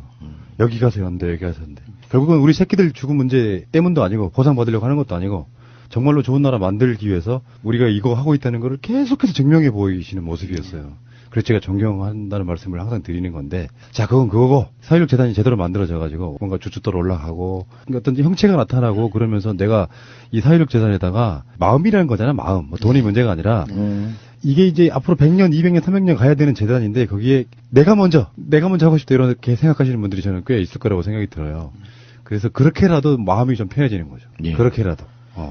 자, 4.16 재단 잘 될 것 같고요. 4.16 연대 홈페이지 들어가셔가지고, 어떻게 기억위원이 되는지, 어떻게 후원할 수 있는지 찾아보시기 바라고요. 그 다음에 전화번호는 4.16 연대 2285-0416으로 전화 주시기 바랍니다. 잠시 후에 다시 오겠습니다. 요즘에는 단체 선물도 굉장히 많이 발전했더라고요. 내가 단체로 뭔가를 하고 싶다, 무슨 행사가 있어서 뭘 하나 맞추고 싶다 할 때 떠오르는 게 거의 없었잖아요. 거의 쇼핑몰인데? 네. 아이디어 상품들이 많네. 이분들처럼 다양한 물건이 있는 곳이 없어요. 정말 그러네. GALLERY 갤러리 gift.co.kr 1666-5404 오, 싸고 영 싸네. 감동스러운 게 이거네요. 사이트에 등재되지 않은 상품이나 국내에 없거나 세상에 없는 상품도 개발 제작 가능하답니다. 오, 대단한데? 단체 선물은 갤러리 기프트였습니다. 아직도 홍삼만 드십니까? 이제 마카 산삼을 드십시오. 마카 산삼. 잉카인들이 즐겨 먹었던 남미 페루의 산삼. 인체에 꼭 필요한 31가지 미네랄과 18종의 아미노산을 함유한 천연 종합 영양제. 세계적인 슈퍼푸드로 인정받아 전 세계가 열광하는 그것. 바로 마카입니다. 페루의 마카와 우리나라의 산삼을 하나로 만들었습니다. 마카 산삼. 이게 다가 아닙니다. 20년 경력 전문가의 자문을 받아 우리 몸에 좋은 11가지 원료까지 하나로 만든 건강 푸드. 마카 산삼. 검색창에 마카 산삼 또는 영한 네이처를 검색하세요. 자, 이제는 특조 이야기 좀 할게요. 제 일기 특조위는 흐지부지 돼서 기한이 언제까지네 저때까지네 하다가 결국엔 그게 잘못됐다는 것이 나왔지만 한번 그게 해체돼 버리고 나니까 어떻게 해도 다시 되돌릴 수가 없는 부분이라서 또 여러 가지 오랜 시간 동안 요구 끝에 결국에는 특조위가 설립되게 하는 법적 기반을 만드는 법이 만들어졌는데 일단 거기까지 끝이에요. 우리들이 알고 있는 정보는 세월호 특조위, 제2기 특조위 어디까지 왔습니까? 지금 이제 위원 선임 과정에 좀 선정 과정이 좀 있습니다. 이제 위원 이제 법에 따르면 이제 통과된 이제 사회적 참사법이라 하는데 그 법에 따르면 그 위원들 9명을 임명할 수 있게 돼 있고요. 그게 이제 여야 4명에다가 국회의장이 1명을 추천하도록 돼 있는데 이게 지금 아직 다 끝나지 않은 상태입니다. 지금 국회의장하고 국민의당은 위원을 추천을 했고 그리고 이제 민주당도 다 이제 위원 명단을 이제 가족들로 협의해서 이렇게 이제 추천할 준비가 돼 있는데 지금 문제는 자유한국당이 아예 안 하려고 있는 상황이에요. 그래서 이게 이제 지연시키는 거죠. 이렇게 되면. 그래서 이제 출범을 이제 지연시키는 상황에 있고요. 만약에 이제 2월 중에 이제 그 위원들이 이제 선임이 돼서 대통령이 임명장을 받게 되면 이제 위원회가 이제 위원은 다 이제 선정이 되는 거잖아요. 그럼 이제 위원회가 이제 선정이 되면 선임이 되면 그 다음에 이제 사무처를 이제 구성하여서 준비 작업을 쭉 하게 됩니다. 그래서 사무처를 이제 또 채용도 하고 또 예산도 배정받고 사업 계획도 만들고 준비 단계를 거친 다음에 거기서 이제 위원회에서 이제 이제 준비가 됐다 하면 이제 조사 개시 결정을 하게 되거든요. 그리고 그때부터 1년 더하기 1년, 2년 동안을, 조사 활동을 좀 벌이게 되는 거고요. 이번에 이제 특별조사위원회는, 세월호 참사만이 아니라 이제 가습기 살균제, 피해자 문제들도 같이 하게 됩니다. 그래서 1소위가 가습기 피해에 대한 진상규명을 주로 하게 되고, 2소위가 이제 세월호 참사 진상규명을 좀 하게 되고, 또 3소위도 굉장히 중요하죠. 이게 뭐냐면, 1기 특조에서도 하다가 중단됐던 게 뭐냐면, 우리 사회의 위험 요소들을 확인해가지고, 안전한 나라를 만들기 위해서 하기 위해서는 어떻게 하겠냐? 그 종합 대책을 만들어서 정부와 국회 이런 데 이제 공고하게 되어 있거든요. 이런 작업을 하는 게 굉장히 중요하죠. 사소위 같은 경우는 이제 피해자 지원을 위한 대책들 마련하고 이렇게 하는 걸로 1, 2, 3, 4소위가 이렇게 이제 운영하게 됩니다. 이번에 이제 그 위원회에서 조사 개시 결정부터 이제 조사 활동 기간을 기산하게 돼 있던 게 1기 특조위의 경험 때문에 그렇습니다. 1기 특조위 때는 뭐 예산도 없고 사람도 없고 그런데 위원도 임명이 안 됐는데 1월 1일, 2015년 1월 1일부터 조사 활동 기간이다라고 우긴 거잖아요. 잘못됐다고 이제 결국 상식적으로 말도 안 되는 짓을 한 거죠.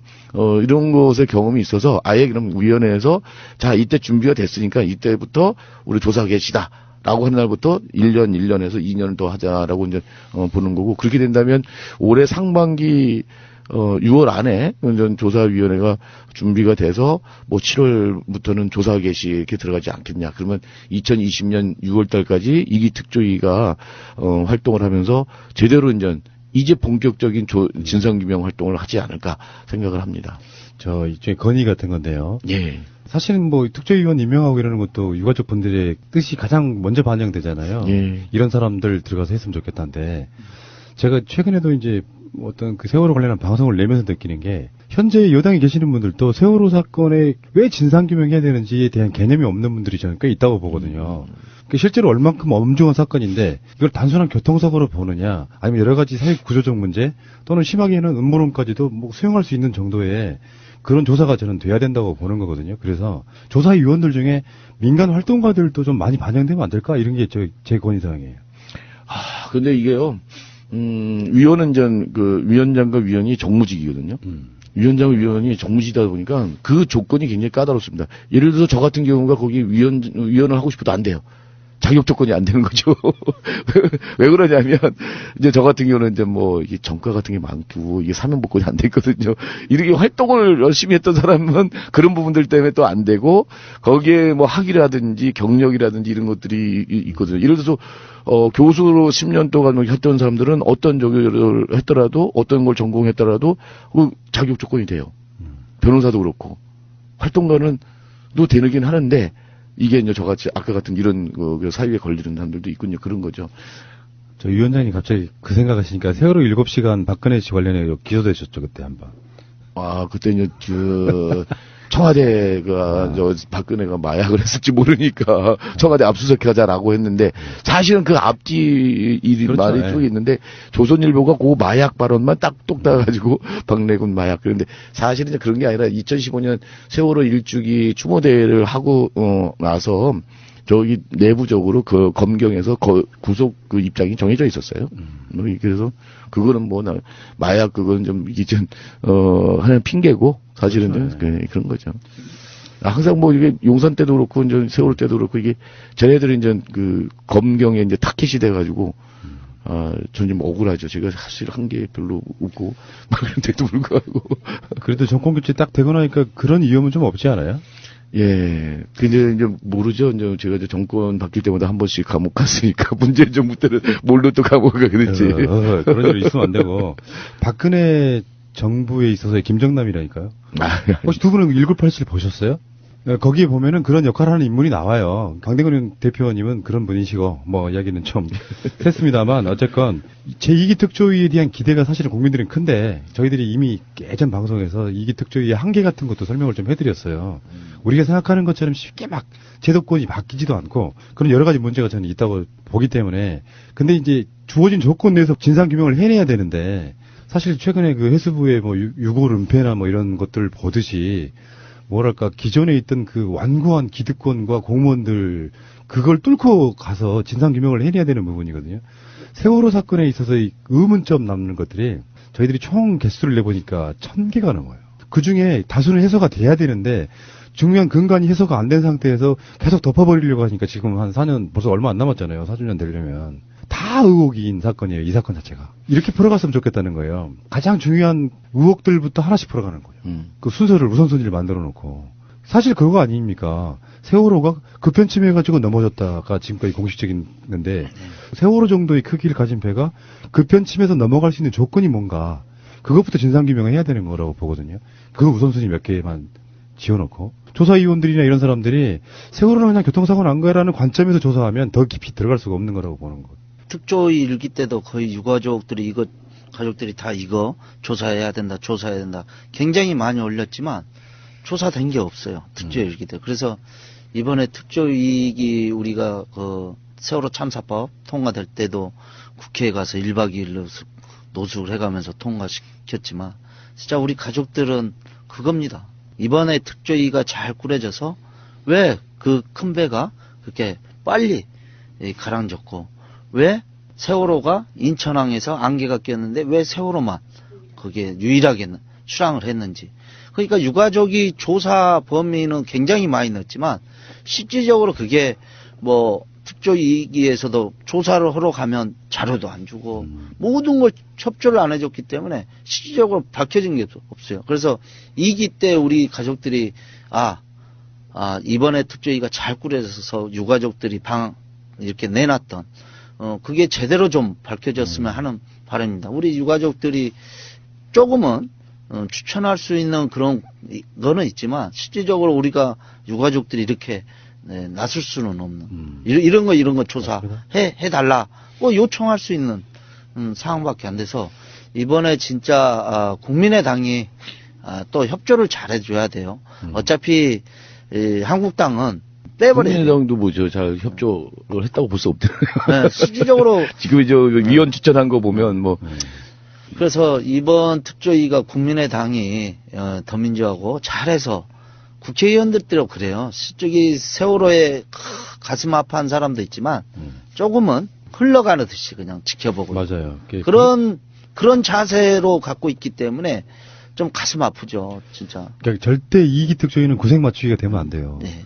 최근에 나간 세월호 의혹 방송 중에 이런 내용이에요. 우리는 지금 이제 세월호 의혹 시리즈를 시즌 1, 시즌 2 하고 그전에는 이제 뭐 투쟁 쪽에 방송을 해서 세월호 에피소드만 한 500개가 되는 방송인데 그 맥락을 쭉 보면은 그런 거예요. 최근에 나간 방송에 보면. 이건 분명히 언딘 밀어주기예요. 그래서 실제로 해군이 모든 장비를 다 갖추고 있었음에도 불구하고 천안함 때보다 물살이 훨씬 안 센 지역이었답니다. 3, 4일 정도를 아예 안 들어가는 부분이거든요. 아주 구체적으로 나오니까 한번 들어보시고요. 안 들어보신 분들은. 도와주려고 해도 그걸 막는 세력들이 있었던 거예요. 다 그게 진상규명으로 드러나야 되잖아요. 그렇죠. 세월호가 지금 그 목포 진항에 있으면서 완전 누더기로 만들어 놨는데 실제로 세월호 사건 났을 때 세월호는 어떤 모양태로 가라앉았냐면은 밑에서 물이 새는 것 같은 형태로 가라앉았어요. 뒤집어지면서. 근데 만약에 세월호 진상규명을 하려고 건져 올렸는데 이미 물속에서부터 그 세월호를 끌어올리기 위한 용도라고 거짓말하고 풍선 넣겠다고 발기발기 찢어놨잖아요. 근데 만약 물이 들어올 만한 흔적이 있었던 부분을 아예 거기다가 그런 형태의 그 변명을 넣어서 다른 파공을 내놓고 끌어올렸다면 진상규명 안 되는 거 아닙니까? 왜 세월호 앵커는 멀찌감치 뛰어다가 부산에 갖다 놨습니까? 그 모든 것들이 다 밝혀져야 되는데 우리가 갖고 있는 의혹들이 해소가 안 되는 부분하고 저는 이렇게 봐요. 진상규명은 사실은 솔직히 말씀드릴게요. 세월호 사건은 그들 말한 것처럼 진짜 교통사고일 수도 있습니다. 문제는 국민적 정서가 그들이 워낙에 오랜 시간 동안 정보를 가둬놓고 탄압을 했기 때문에 이제는 세월호 유가족들이나 국민들이 납득할 정도의 결과가 나오지 않으면 어떤 것도 규명이 안 된 거로 끝나는 사건이 돼버리는 거예요. 그러니까 굉장히 접근을 그냥 수박 거달기식으로 가면 안 된다 이렇게 말씀드리는 거죠. 저희 이제 가족들하고 이제 4.16 연대에서는 아주 뭐 이렇게 진상규명해야 될 과제들이 엄청나게 많은데 크게 세 덩어리로 보고 있어요. 제일 먼저가 왜 구하지 않았냐. 구할 수 있는데도 왜 구하지 않았냐. 구조 세력이 오는 것도 다 막으면서 차단하면서 구조를 하지 않은 이유가 뭐냐. 여기 무슨 힘이 작용하거나 뭐 이렇게 하지 않았으면 저거는 있을 수 없는 일이거든요. 뭐 사람이 거기서 깔아앉아서 배 안에서 깔아앉아 죽어가고 있는데 그걸 누구든지 그걸 보면은 그걸 뛰어들어서 껴내야 되잖아요. 근데 안 했단 말이죠. 왜 그랬냐. 그래서 두 번째는 진짜 침몰의 원인이 뭐냐. 이 침몰의 원인이 이제 뭐 그 세월호가 이제 출항하는 그런 과정도 그렇지만 이제 세월호의 그런 같은 그런 위험한 배가 운행할 수 있도록 하는 이런 법제도의 그런 규제 같은 것도 풀어준 이런 부분들까지도 한번 더 밝혀보자. 이게 두 번째.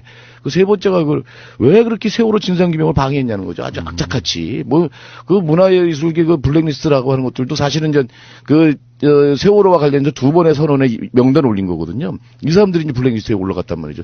이렇게 철저하게 아주 집요하게 세월호를 진상규명하는 걸 못하게 이렇게 막았을까? 그런 이유는 뭘까?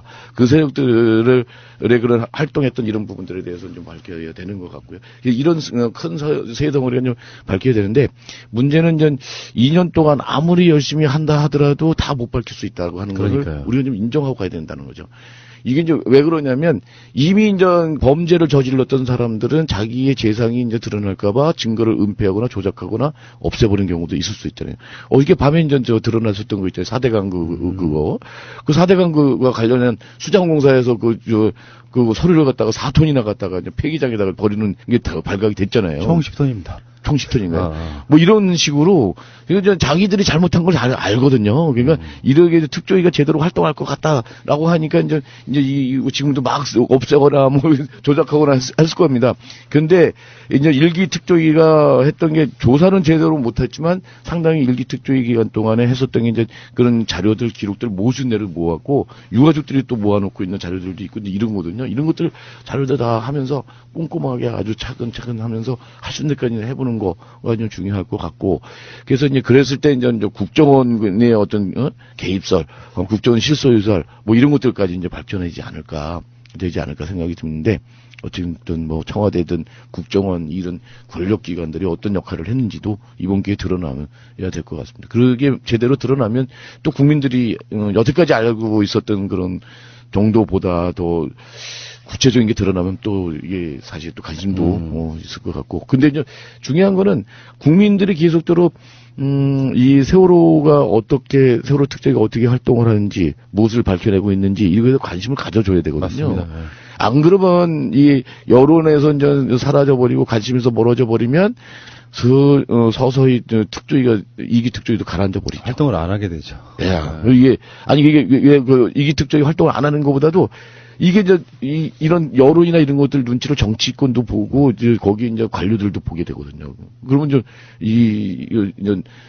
특조위에서 불러도 안 오고 뭐 협조 안 하고 막 이런 식으로 돼버리면 또다시 이기가 난중간에 부딪힌다. 그러니까 아무리 이제 특조위가 만들어서 잘 활동을 하겠지만 이게 잘 활동할 수 있도록 우리가 계속적으로 관심 갖고 응원을 하고 또 만약에 그런 난관에 부딪히면 또 우리 국민들이 또 힘으로 그 난관을 뚫을 수 있도록 이렇게 좀 관심 갖고 함께 해줘야 될 것 같습니다. 예. 그러니까 세월호 사건은 저 같은 사람은 자식을 둔 부모로서 지금의 뭐 대학생이나 고등학생들은 같은 비슷한 또래의 어떤 공감력으로서 사회적으로 이렇게 연대하고요. 최근에 반가운 소식은 정말로 어린 학생들이 그렇게 세월호 리본을 많이 달고 다니더라고요. 예. 이거 진상규명 해줘 의지잖아요. 지금 우리 녹음실에 아마 걸려있는 세월호 리본 다 합치면은 뭐 한 몇백 개 될 것 같은데. 그런 어린 친구들부터가 설선수범해서 세월호 리본 가방에 메고 다니는 게 더 늘어났다고 해요. 근데 어른들은 그 당시에 한 1, 2년 정도는 잊지 않을게 하면서 기억을 하시다가 먹고 사는 집에 바쁘니까 또 누군가 알아서 해주겠자고 해서 살짝 멀어지는 부분도 있거든요.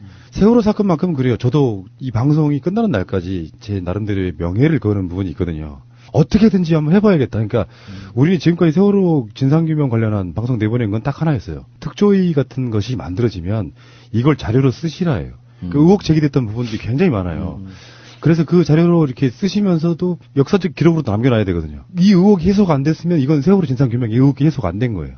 그런 관점에서 봤을 때 어쩌면 권미화님 같은 분들, 영석 아빠 같은 분들 이런 분들이 한국 사회를 바꿔놓으신 거예요. 대표님 말씀하신 것처럼 에이 잠깐 무슨 사건 났었지? 아 안타깝네. 삼가 고인의 명목을 빕니다. 끝. 이게 대부분이었단 말이죠.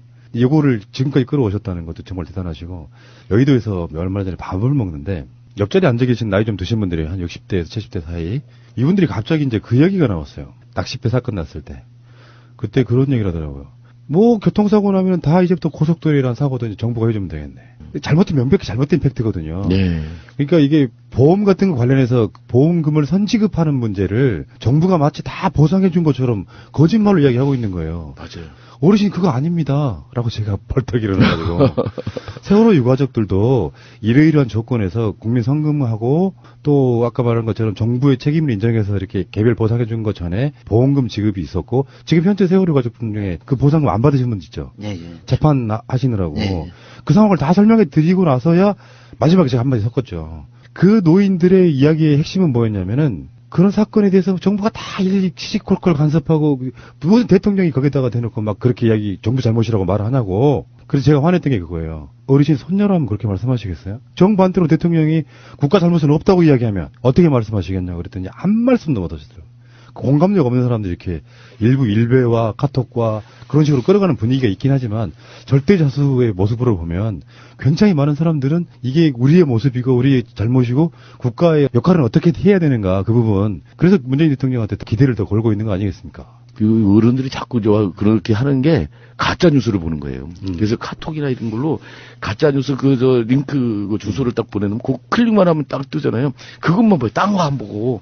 뭐 저도 이제 늦은 시간에 한번 집에 이제 버스 타고 가다가, 근데 저 가방에 이제 노란 리본 달고, 여기, 노란 리본도 달고 그런 걸 보고, 그 노인분이 또 그러시는 거예요, 부모가 죽어도 3년상, 요즘은 3년상도 안 치르는데, 이 나라가 아주 개판됐다, 저도 빡 돌아가지고, 막 하고 그러는데, 그 노인분들이 이게 새날 같은 이 팟캐스트를 들어야 되는데, 무슨 그 사람들 유튜브로 봐요, 유튜브로 해갖고 막 그런 걸.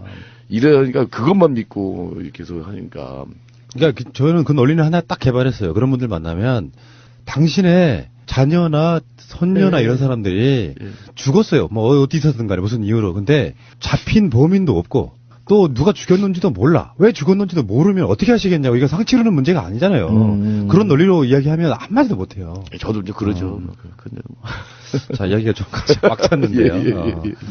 자, 일단 오늘 4.16 재단 이야기하고 제2기 특조위 얘기가 왔는데 국민들 입장에서는 이제 이런 게 있거든요. 세월호가 바다에서 침몰했듯이 세월호 특조위가 중간에 또 잘못돼가지고 이쪽이 침몰이거든요. 그 침몰하게 되면 우리들 마음속에 약간 영린을 건드리는 그런 부분이 있어요. 지금 제2기 특조위 분들은 박근혜 때랑 다르게 뭔가 정말 역사적 사명을 갖고 여기서 최소한 다는 아니더라도 대다수는 밝혀낸다 그런 책임감이 있어야 되거든요. 그래서 잘 밝혀내고 그러면 이게 세월호 진상규명을 반대하는 분들의 자녀들까지도 혜택 보는 그런 사회를 만드는 거잖아요. 그렇죠. 우리 나라를 다시 만드는 거죠. 희망이 있는 나라로 만들어가는 거다라고 하는 생각을 좀 갖고 계속 관심 갖고 함께 해주면 좋겠습니다. 자, 영석 아빠는 문재인 대통령께 지금 방송 들으실지도 몰라요. 가끔씩 들으신대요. 문재인 대통령님은 저는 잊을 수 없죠. 광화문에 있을 때 단식할 때 제가 도와드렸습니다. 광화문 친구. 많이 국민들이 와서 쓴소리도 하고 욕도 하고 그랬지만 실질적으로 제가 지켜드렸습니다. 대통령이 이 방송을 듣는다면 대통령이 약속했던 우리 유가족한테 약속했던 생명안전공원 12월 달에 발표하기로 했는데 12월 달에 발표를 안 했습니다. 그래서 1월 달로 넘겼는데 1월 달 가기 전에 대통령님이 분향소에서 우리 애들하고 약속했던 생명안전공원 꼭 정부에서 발표해 주시기 바랍니다.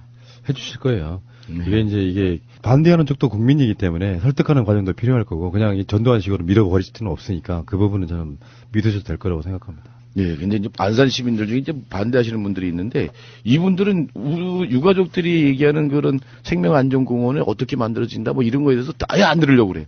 그래서 문제거든요. 뭐냐면 거기서 자꾸 납골 땅이 들어간다고 하는 거예요. 그런 식으로 여론을 만들어 버리는 거죠. 그러니까 그 안산 시민들 여론이 그렇게 돌아가니까 또 안산 시장이 또 거기 눈치 보고 거기 정치인들이 또 눈치 보고 그러면서 이게 이제 헤매게 되는 건데 저는 좀 제발 좀 유가족들의 얘기 좀 들어라.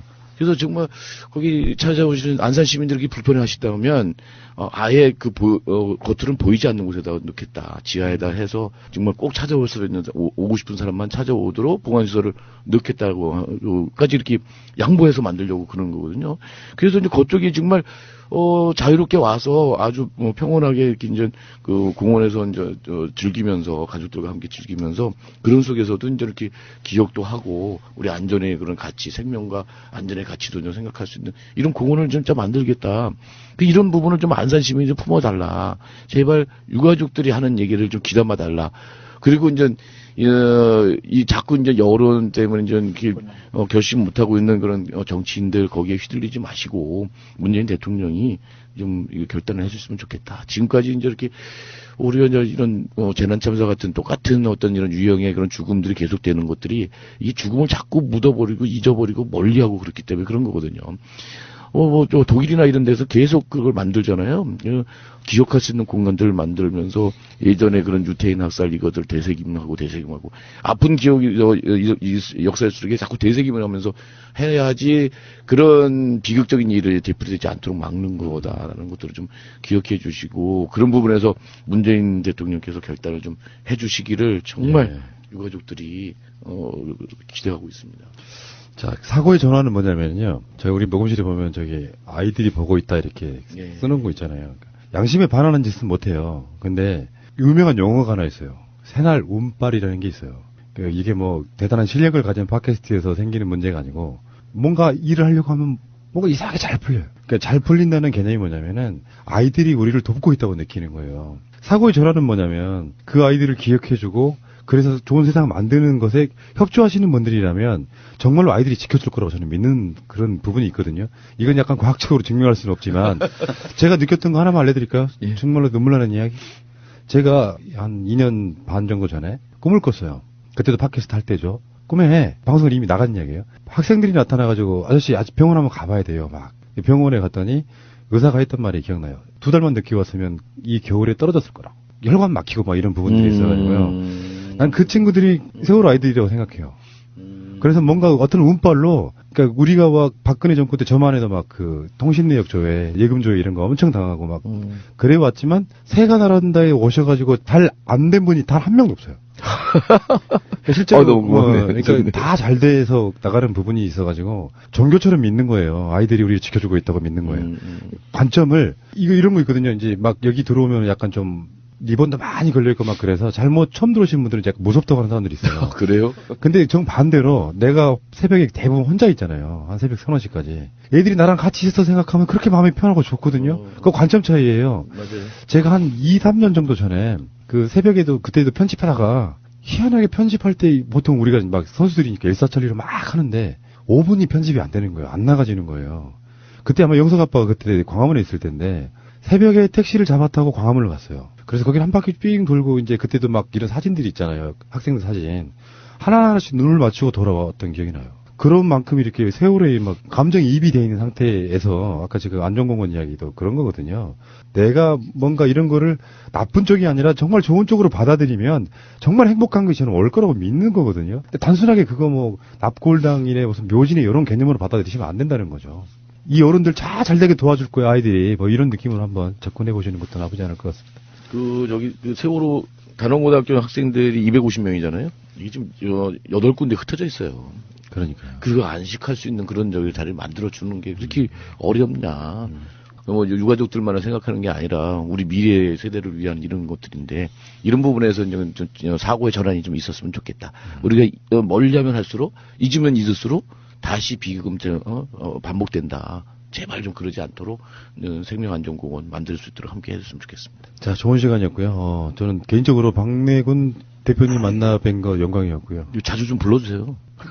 저 원하신다면 얼마든지 불러드리죠. 예, 예. 근데 그게 이상하게 예. 연이 안 닿는 분들이 꼭 있어요. 예, 예, 예. 그러다가 오랜만에 이렇게 뵈시면 한 번도 출연 안 했어라고 할 정도로 우리가 예, 언급 예. 많이 하는 분들 있잖아요. 예, 예.